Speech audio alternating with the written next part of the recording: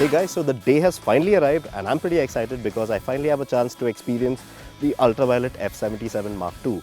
Yes, now this is the same bike that was launched just a couple of months back, and we also did a quick walk-around video of the same motorcycle. But now we finally have a chance to see what this brings to the table out in the real world.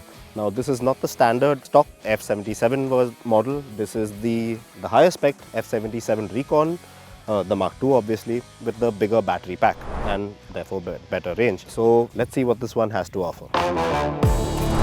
In the department of exterior design, not a lot has changed from the first bunch of performance e-bikes that were launched at the end of 2022.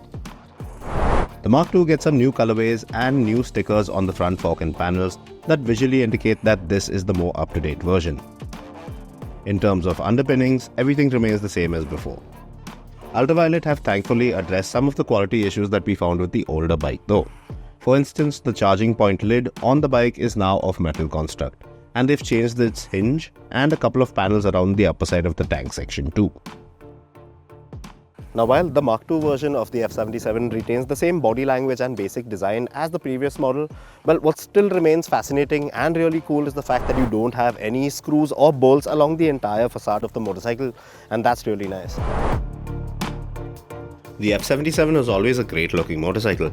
It's a very neat and sleek bike that keeps the whole aeronautics theme very nicely indeed.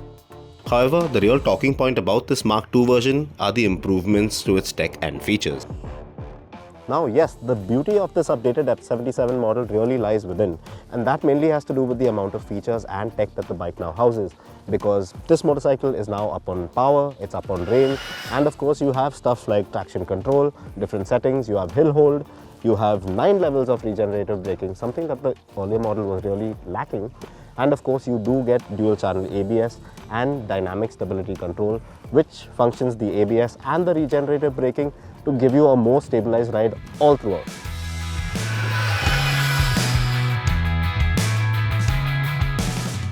You even have the option of going in for some smart tech in the form of the Violet AI, which gives you access to ride analytics and tells you how to ride a lot more efficiently after collating your data. Now the tech also gives you crash alerts, an anti-collision warning system, and tells you via the app if your F77 is being towed away or if somebody is messing around with it in the parking lot.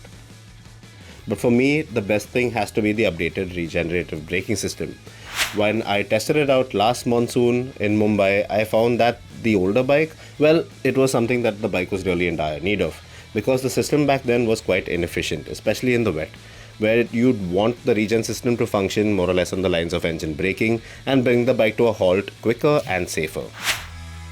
It's there now, and you can get it to kick in just the way you want it to on the go, and you can even switch it off completely and coast to your heart's content. The riding position and the entire dynamics of this motorcycle still retains that nice performance-y, punchy aspect that we really liked from the previous generation model. But now it just feels more wholesome because you have that level of customizability that the previous bike was missing.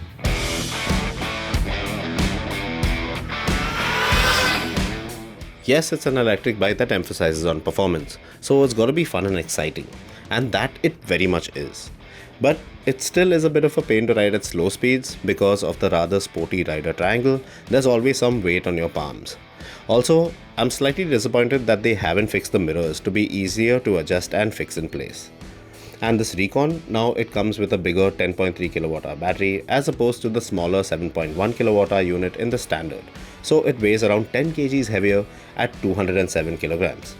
So there's quite a bit of weight to tip into a corner or even push back. There simply had to be a reverse assist on there, and thankfully there still is. Even in glide ride mode, which is the most economical mode on the bike, it's not very lively but not exactly boring either.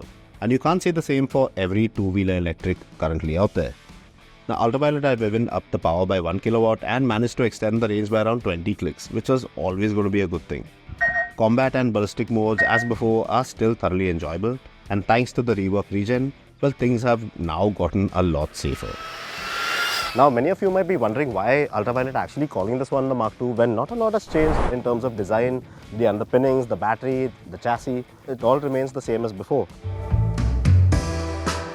But what Ultraviolette have done with the F77 Mark II is taken an already impressive electric motorcycle, tweak things around so that it feels a lot closer to the functioning of a proper combustion engine motorcycle, while not compromising on the exciting and fun aspects associated with an electric bike. And that in no way is an easy task to achieve. You get brisk acceleration, you get good amount of safety and connected tech, a sporty riding stance, and an electric bike that you can actually lean into corners, although it is a bit heavy. Still, there's a lot of thought and ingenuity on display here, because there's a lot of tech that needs to be adjusted and perfected in order to work in tandem with each other and be deemed safe for the road, like the functioning of the regenerative braking system, the CBS and the ABS units. Also, a really cool thing about these upgrades is the fact that the older vehicle owners can even upgrade to the new software and hardware. The software updates can be had free of cost over OTA updates, while you'll have to shell out for the hardware updates, which in this case includes the aluminum charger flap and a couple of panels and hinges in relation to it. So if you're into fast rides and thinking of switching to electric, well, the updates make this F77 a more complete package than it ever was, and it's one that you definitely should consider.